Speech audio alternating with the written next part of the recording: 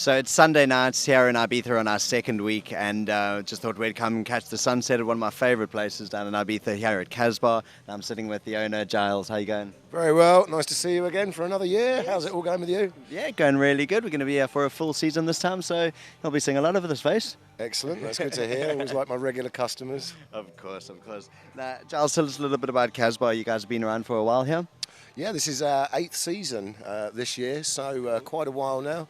Hopefully we've got it fairly well fine-tuned.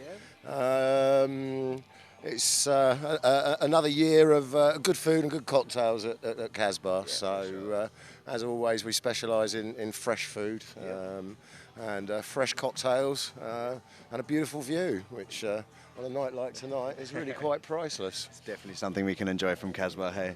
Yeah. I mean, it's beautiful. You know, it's up a bit from the promenade. It's unobstructed. You're sort of looking down the top of everybody else rather than through them, and it's right in front of us there. And on a clear night, you can actually see the Spanish mainland in the distance behind there, the hills in Denia, which is quite incredible, about 80 miles away. So it's a beautiful spot. Yeah, it really is. And you and I were talking about it earlier, just about how everyone knows the classic Sunset Strip, but if you can walk another 10 minutes down around the bay, you get to this quiet little. Even less than that, I mean, people walk around the promenades from San Antonio and they come past the harbour, and you come to all the classically well-known places like Café Del Mar, which have got a reputation that goes back 20-something odd years. And just 500 metres around the corner, just a 3 or 4 minute walk around to the next bay, which is where we are, which is called Cala Des Moro.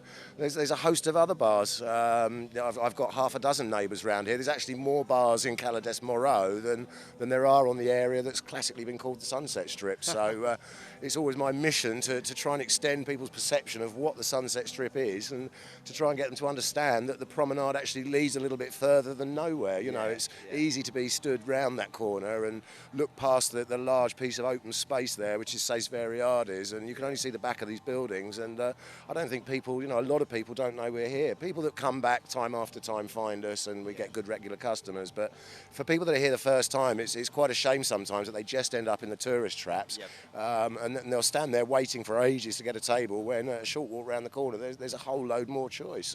And all sorts of different things. There's, as I said, I've got about half a dozen neighbours, and we all do something slightly different. One of the restaurants is more fish based, one of them's more budget based, one of them's more upmarket.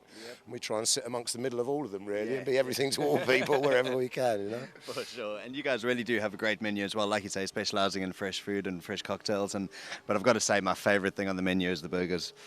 Yeah, we've done an even bigger burger this year. We've done the Kasbah famous big burger. So we've got a big half-pound chunk of fresh ground beef, handmade, home seasoned, with hand-cut fries and lots of other good things like that. Homemade coleslaw. So we do a big burger special. It's a bit of a challenge to eat it, really. I'll take on that challenge. Yeah.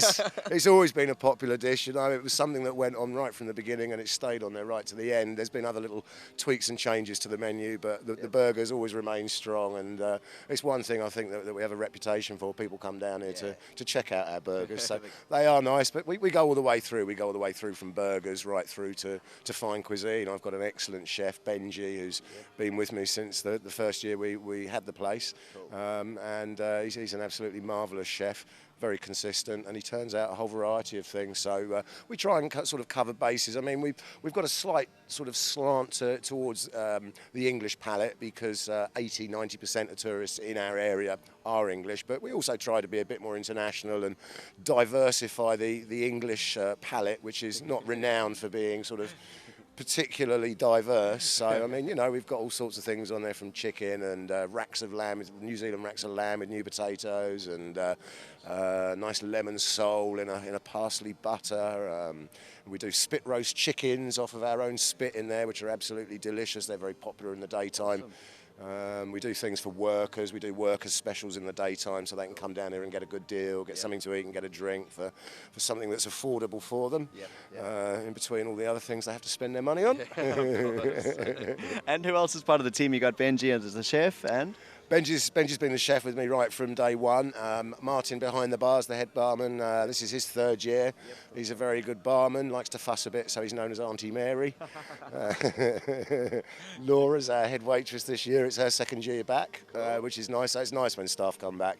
It's nice that they want to come back, and it also makes my life a hell of a lot easier. You know, sort of somebody else that knows what's going on rather than having to train everybody up from the beginning. And it's a short season, you know, it's only a 4-month season. We open on the 1st of June and close on the 30th of September. So really, you know, you need people to pick things up very, very quickly and to be able to get on with it, sort of, you know, unassisted as much as possible. And, you know, we like to try and give a good service here and a personal service. So it works out well. They're a really good team. They all work very hard, and I'm very grateful to all of them for the work they do, actually. Sure. I couldn't do it on my own, couldn't do it without them. Definitely. Well, it's always a great place to come. There's always a friendly smile, whether it's from you or the staff that are working here. So, yeah, always love coming down to Kasbah whenever we're in town. Nice to know. Good to hear the feedback. And tell me, you've been in Ibiza for quite some time. Yeah, I've been working over here 13 years. I think this is my 13th, unlucky for some year, yeah. And I up sticks from the UK 5 years ago. I sold up in the UK and moved over here permanently, so cool. I'm here all year round now. And I believe you live pretty close, don't you? I do indeed, yeah. I'm just behind us and up 3 stories, which is great. I can lean out the window in the morning and cajole the staff into action, check they've turned up and then go back to bed. No morning M25 traffic, any of that, eh? No, the lack of commute is absolutely marvellous, and even more marvellous at the end of the night when I can't see straight. So it's brilliant being able to just sort of crawl back upstairs to get home and not have to risk, which I'd never do, drinking and driving, obviously. No. Nobody does it in Ibiza. And Giles, what's your favourite thing about Ibiza? I think that the nature and the scenery and the ocean. I love the ocean. I'm a hardcore scuba diver. I go diving as much as I can, and I love the ocean. And Ibiza has just got such a beautiful coastline. It's got so many beautiful little bays and lovely little coves. And even in the height of summer, you can find places with no more than a dozen people on them if you're willing to sort of walk a little bit, you know, away from everybody else. And there's lovely white sand, the water's pristine, it gets nice and warm in the summer as well. So, yeah, I mean, in years gone by, my answer probably would have been a particular club or a particular club night or a particular cocktail, but as you get a bit older and you've been here a bit longer, yeah, I appreciate the beauty of the place. It's a beautiful island, and it's a shame because a lot of people arrive and get off the aeroplane, at the airport at the southern end of the island, and you can really go from the airport to your hotel and see nothing but sort of small industrial estates and shopping centres and things like that, and think the island has got nothing. And a lot of people that come here are coming just for the party, and so they see the nearest beach to them and the nearest nightclub, but head up to the north of the island and it's absolutely picturesque. You know, the vineyards up there and the orange groves and the lemon groves and all of the olive groves, and it's absolutely beautiful. But I don't know if you're aware, there was a huge forest fire. I heard. Yeah, it was sad, man. 2 weeks ago. Less, yeah. And it's the most destruction in Ibiza's history from one fire. Apparently started by a careless beekeeper who'd been tending his bees in the morning with one of those smoke guns which burns something inside it, and some sparks came out of that, and that's what started the fire. Yeah, beekeeper. So he's not fared too well out of it. He's been locked up and he's being held accountable for it. Yeah, wow. It's accident or not, he's destroyed sort of I think 5,000 acres, over 2,000 hectares of pine trees, which just take forever to grow.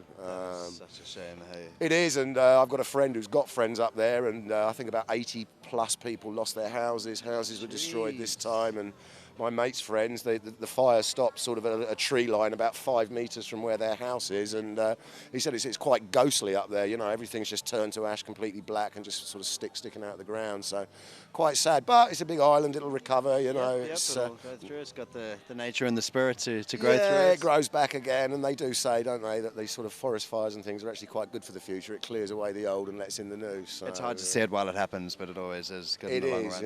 Yeah, when these things do. Yeah. So, But yeah, it's a beautiful island. It's an absolutely beautiful island, and out of season. You know, in the winter you can still sort of take a picnic and in December and go and sit in a meadow somewhere and watch the sunset from the top of a hill or whatever. It's absolutely beautiful. Well, there you go. That's just what we're trying to do with the show, is to get people a little bit more educated on what else there is to see and do out in the island other than just the parties, which of course, obviously, a major part of it, but, what do you spend the other time doing it as well? Yeah, I mean, this is it. People, the island is known. It's been a party island for centuries. It was a stop-off point for the Romans when they were invading everywhere to pick up some salt. And it's been a party island always. In the days of Franco, the people used to flee from mainland Spain because it was always seen as being a bit more Bohemian here. Yeah. And a little less strict, So the island's always had a sort of a large population of sort of quite artistic and arty-farty Bohemian types, and the hippies that came here and used to live up in the old town in Dalt Villa, around the old castle all around there. But then the hippies all sort of got a bit fed up and no electric and running water, so they all moved to the north of the island, so they're more like trustafarians now. We've got nice big trust funds. Yeah, of course. Yeah. And Giles, right, well, the sun has just set. Yeah. We're going to be making our way in a minute, so last question for you, Giles. You're on Lucky Live TV. What's the luckiest thing that's ever happened to you? Ooh, Put you on the spot there. Thing that's ever happened to me. Do you know what? I don't know about it, but it was a great story. I used to rent a villa here when I used to promote a club night years ago, and DJs used to come and stay with us, and friends used to come and stay. And one day a pal of mine rang up and said, "Do you mind if I come round your villa and sit by the pool with a couple of friends of mine? Our place is much too busy. We can't get any peace and quiet." And I said, yeah, please come round. So he came round, and I got out of bed later on in the afternoon, and I went downstairs, and he was sitting there with his two friends, and he introduced me to his friend, and he said, "Oh, this is my friend Jay." And I looked at him, I thought, "Man, you look familiar." And it was Jamiroquai. It turned out Jamiroquai was a friend of my friend. Awesome. And so I had Jamiroquai pool surfing on a lilo backwards and forwards across my pool. So that was pretty rock and roll. That was, so I don't know about the luckiest moment, but that was my most rock and roll moment, coming down for breakfast and finding Jamiroquai there. Nothing wrong with that. That's pretty cool story. And he's quite a fella as well. It was quite a good day after that. Fantastic. Good times. All right, guys. Well, that's me on Lucky Live TV here with Giles from Kasbah. Next time you're in town, don't just stick to the standard Sunset Strip. Make your way another 5 minutes walk down the road and come and have a big burger or some juicy, freshly made cocktails here with Giles at Kasbah.